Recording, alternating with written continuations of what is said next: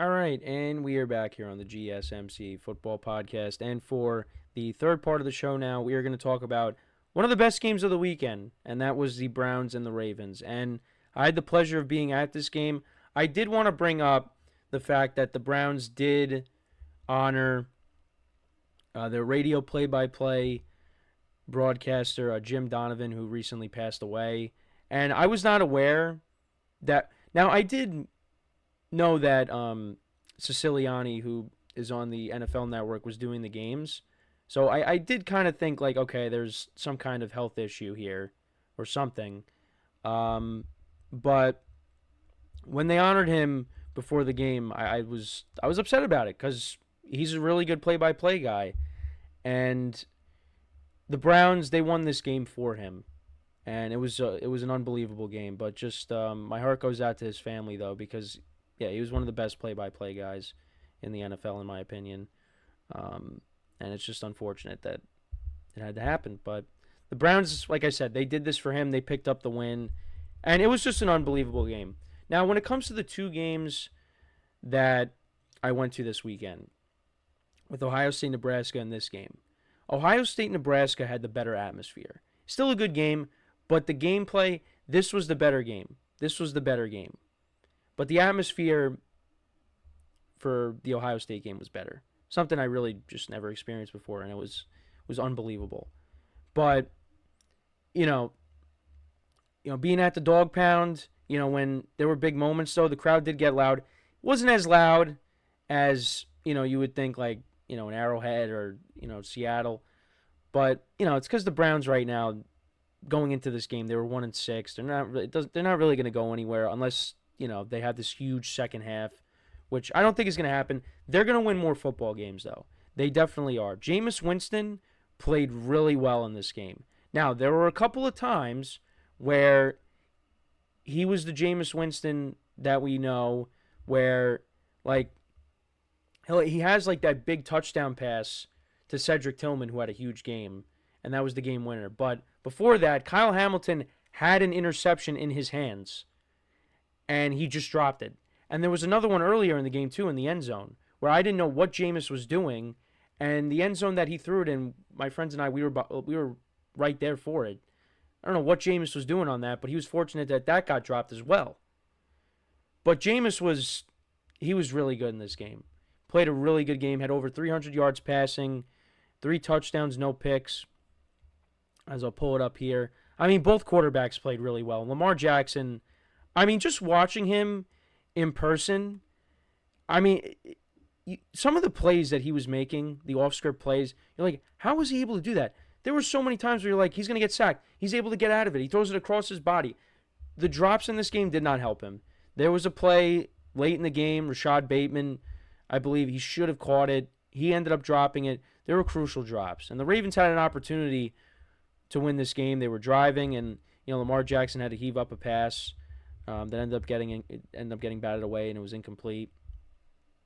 But watching his reaction after the game, he took his helmet off, he slammed it to the ground. He was really upset after this loss. He played an unbelievable game, really did. Both, like I said, both quarterbacks played really well, but it was ultimately the Browns that were able to secure the win and get themselves to 2-6. Ravens dropped to 5-3, so now the Steelers are in sole possession of first place. So to go through it, the Ravens actually turned it over on downs. They went 10 plays, 68 yards down the field, 28 yards to Rashad Bateman. They got all the way down to the Cleveland 7, and they ran the ball with Derrick Henry. It was a direct snap, and surprisingly, Derrick Henry did not pick it up. Ended up losing 2 yards on the play. So that was a big play early on in the game. And then the Browns, they put together an 8-minute drive, 14 plays, 81 yards, and they settled for a Dustin Hopkins 28-yard field goal. But yeah, that was I believe that was the drive where Jameis should have threw a pick, but he did not. Then the Ravens responded. You had a 39-yard run by Derrick Henry. It was awesome seeing him in person too. I mean, he's an absolute freight train. Justin Tucker, and we were watching Justin Tucker, practice before the game. I mean, he was kicking him from the logo. He was kicking him from midfield almost. That was unbelievable to watch as well. But yeah, he ended up kicking a 49-yard field goal, so that made it 3-3. Then we had more punts. The Browns, on their drive, they went 10 plays, 52 yards. Another Dustin Hopkins field goal from 33 yards out. There was a fumble. Jameis did get sacked, and he ended up losing the ball. So he did have a turnover in this game. No picks, though. And the Ravens, they cashed in. They scored a touchdown, 11 yards to Nelson Aguilar. Actually, he was involved. He was the only guy that did anything on the drive because the drive was relatively short. He had a 14-yard reception, and then he had an 11-yard reception for a touchdown. So it was 10-6 at the half. Then the Browns opened it up. 8 plays, 70 yards down the field, and Jameis Winston connected with David Njoku for a 23-yard touchdown. That was a great catch by him, a contested catch. And he's one of those guys that is really going to benefit from Jameis now being the starter. Because, I mean, if you remember last year when Flacco came in and was the starter, Njoku was unbelievable. So, from a fantasy standpoint as well, David Njoku is going to be very productive. So if he's available, try to go get him, but I'm pretty sure he's not for the most part. So, a couple more punts. Then the Ravens put together a touchdown drive. You had a 25-yard reception by Zay Flowers, then another 25 yards by Isaiah Likely later in the drive, and then you had a 7-yard touchdown to Mark Andrews. So that made it 17-13. But then the Browns responded with a touchdown drive. They went 6 plays, 72 yards. There was a 30-yard reception by Jerry Jeudy, and then later Cedric Tillman, a 22-yard touchdown. So that made it 20-17.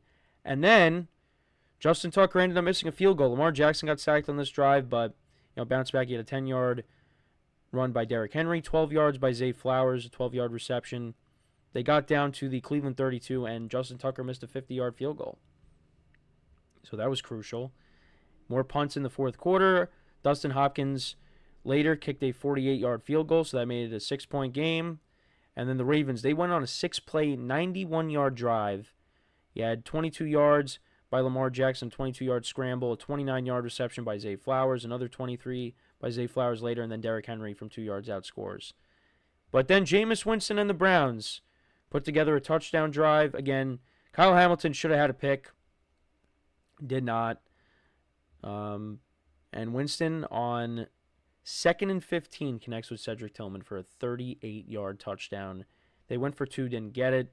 That put them up by 5. The Ravens did drive. I mean, you had an 11-yard reception by Aguilar, 21 yards to Zay Flowers, another 14 to Justice Hill.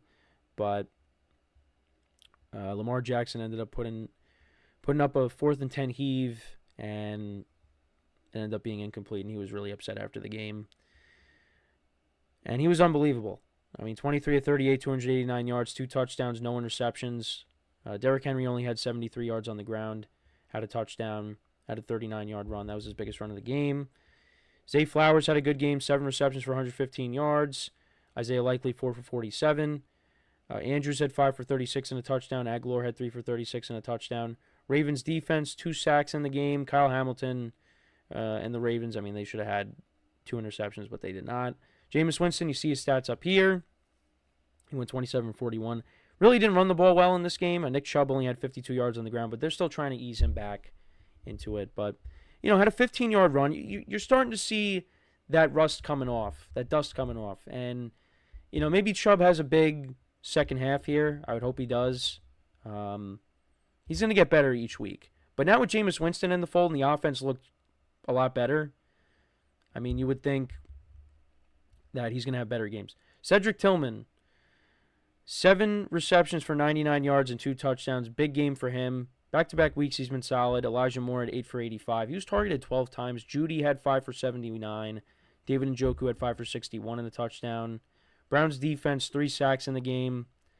I mean, it was an unbelievable game. And for the Browns, imagine if Jameis Winston got put in earlier. I mean, you look at the games that they lost. Other than the Commanders and the Cowboys games, you only lose to the Giants by 6. You lose to the Raiders by 4. That game they definitely should have won. It's just that Amari Cooper touchdown got called back. You only lost to the Eagles by 4 and the Bengals by 7. I mean, if Jameis plays in those games, probably at least have like 1 or 2 more wins. And you're 4-4. but they had to keep Deshaun Watson in because he's got that big contract, and now with him being hurt, you had no choice but to go to, your other options. And look, I'm not expecting Jameis Winston to do this every single week. That's just not realistic. He's definitely going to have some bad games, but you see what he could do. The Ravens, their run defense is good. Their pass defense has struggled. And you saw that in this game. Big plays. So, the Ravens are still a very good team. I mean, you're not going to hit the panic button or anything. I mean, they're 5-3 on the season, but there's definitely some flaws to this team, but everybody has flaws. But for the Browns, I mean, this was a good win for them, and it was their first win since week 2 against the Jaguars. And now you go up against the Chargers at home, which, look, the Chargers have a good defense, but that is a winnable game. Come out of the bye, you take on the Saints, who are just falling apart, who the Chargers actually just beat. You got the Steelers twice, you got the Bengals once, you got the Ravens again at the end of the year, you got the Dolphins, you got the Chiefs, you got the Broncos. I mean, there are tough games coming up. So, I mean, look, they won this game, and it was huge, but, I mean, they'd really have to go on a miracle run to kind of get themselves back in this. But it was an exciting game. It was a fun game to be at. And again, the Browns fans just were pumped up with this game, after this game, and during the game. It was a lot of fun. I was really happy to be at that game in person. That was a great football weekend for me. So, but yeah, they get to 2-6. Ravens dropped to 5-3. The Bengals did lose as well, so nothing really changed other than the fact that the Steelers are now ahead of the Ravens. Right now, they're the top two teams. And they haven't played each other yet. And when they play each other, it's always fun. So, when do they play each other? Let's see. So the Ravens now, they take on the Broncos next week, and it's not going to be an easy game because the Broncos defense has played really well this year, and Bo Nix hasn't been that bad. But then after that, you got the Bengals again. That's on a Thursday night. And then you got the Steelers, and that is an away game for the Ravens. That's week 11. That's going to be on November 17th. So get ready for that. That'll definitely be a good game. So, yeah, let me know what you guys think about this game, though. What were your takeaways from it? Let me know in the comments. So we are going to take our next break, and then when we come back, we will talk about the Sunday night game between the Dallas Cowboys and the San Francisco 49ers. We'll get into that, talk about what happened. So with that being said, stick around, and we'll be right back here on the GSMC Football Podcast.